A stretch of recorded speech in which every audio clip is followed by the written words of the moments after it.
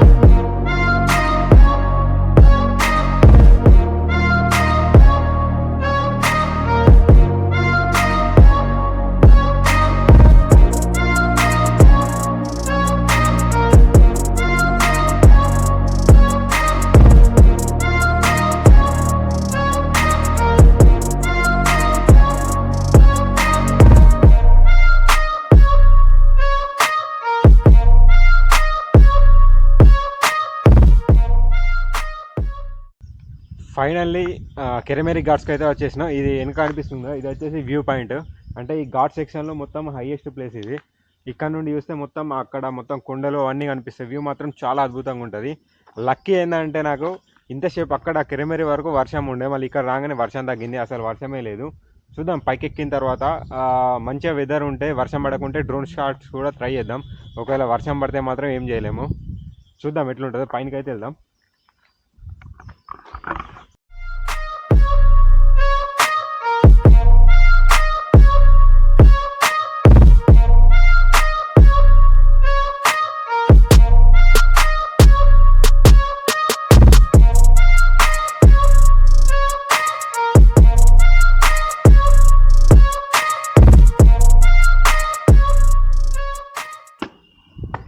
వా, వ్యూ మాత్రం అసలు వేరే లెవెల్ ఉంది.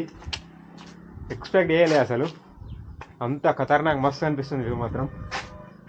ఇది ఇక్కడ కింద పెట్టేద్దాం, ఇక్కడ పెట్టేసి